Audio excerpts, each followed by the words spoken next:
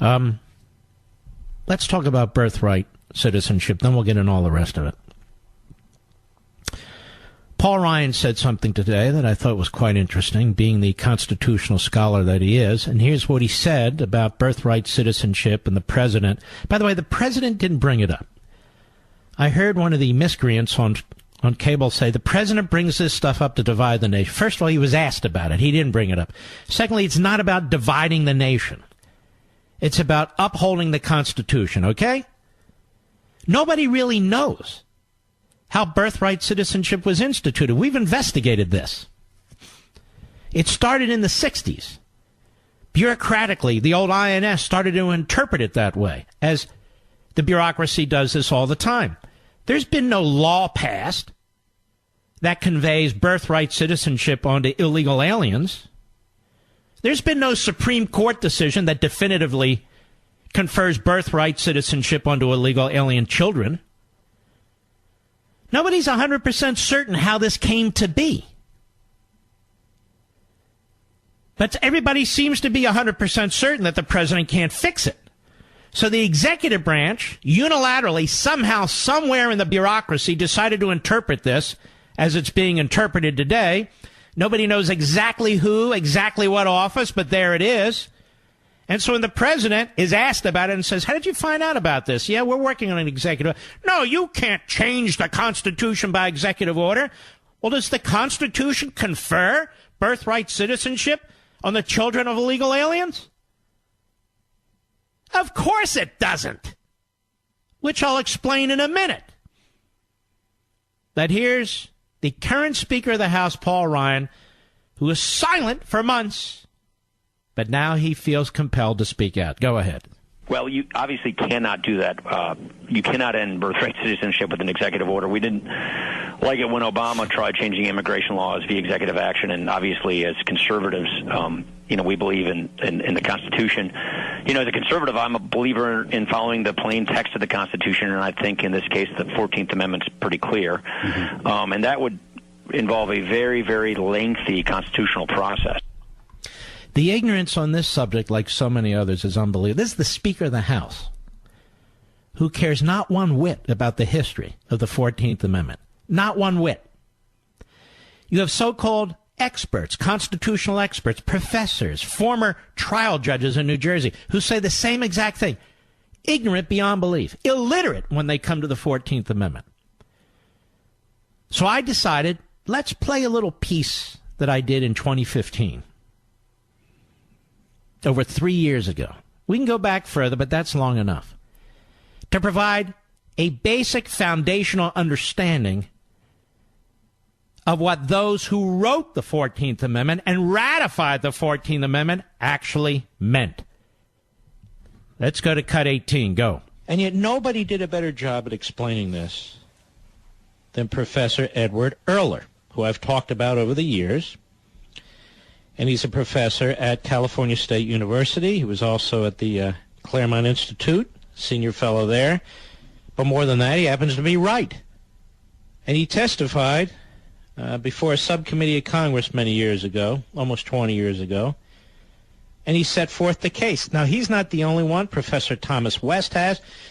Lino Graglia has, professor at the University of Texas Law School. But even more than them, the framers of the Constitution set forth that is the framers law. Of the 14th Amendment. Go ahead. Have, after the Civil War, 3 amendments to the Constitution, the 13th, 14th, and 15th, called the Civil War Amendments. And we know pretty much what occurred. Professor Erler was testifying. He said, it's my considered opinion Congress has the authority under Section 5 of the 4th Amendment to define the jurisdiction of the United States, of the 14th Amendment, of course. Indeed, it is my contention that Congress has exercised that power on many occasions, most recently in the Immigration Reform and Control Act of 1986. And I would say they also exercised it with the Illegal Immigration Reform and Immigrant Responsibility Act of 1996. He points out Senator Jacob Howard. You are now going to know more than anybody else, ladies and gentlemen. You know, one of the things I find when I sign books, and it's good to do it because I get to talk to so many of you, people say, Mark, your show is different because you really get into the substance. Now, we have fun. Don't get me wrong. We do our thing, too. But we do really get into the substance. It's one thing to say, yeah. Obviously, the Constitution doesn't provide that. That's not enough.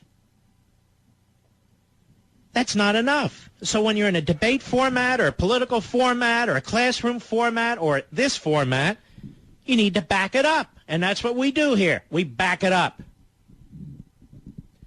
Senator Jacob Howard, the author of the Citizenship Clause in the 14th Amendment, he spoke. He told us what he meant.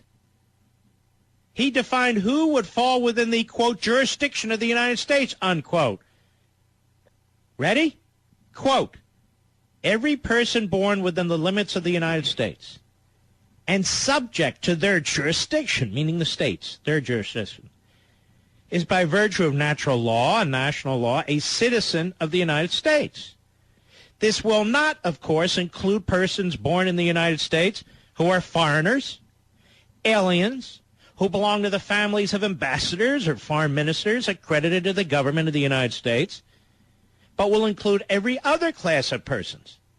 It settles the great question of citizenship and removes all doubt as to what persons are or are not citizens of the United States.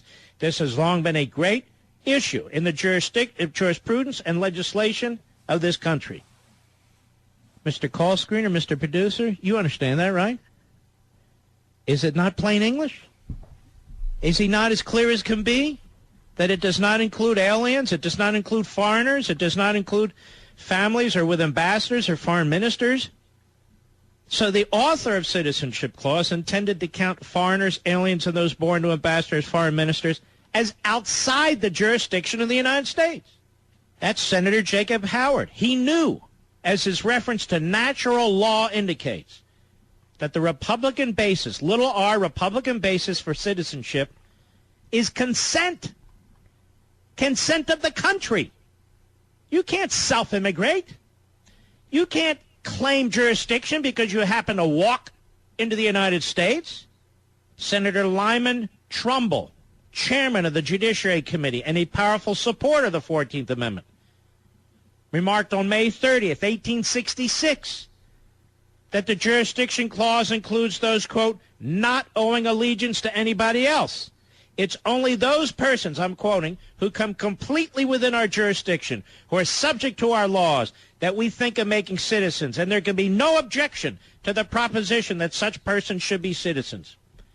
Now, this was familiar language. The Civil Rights Act of 1866 defined citizens of the United States as, quote, all persons born in the United States and not subject to any foreign power, excluding Indians not taxed, unquote.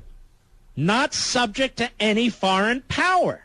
It is universally agreed that the immediate impulse for the passage of the 14th Amendment was to constitutionalize the Civil Rights Act of 1866. It was an attempt to put the question of citizenship and matters of federal civil rights beyond the reach of simple congressional majorities.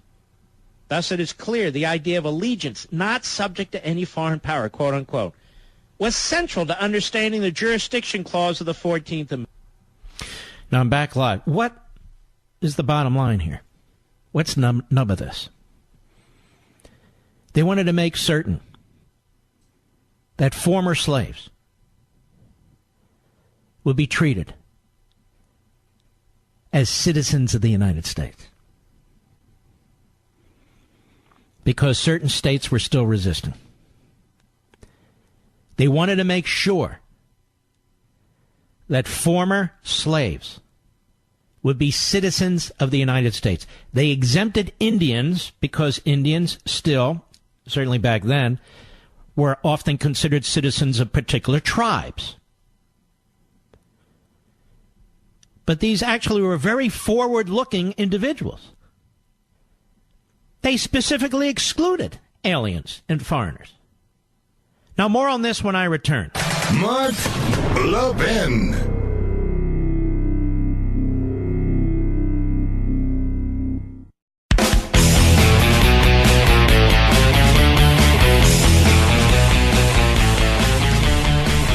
Congress in 1870 begins extending offers of citizenship to Indian tribes, most of which agree.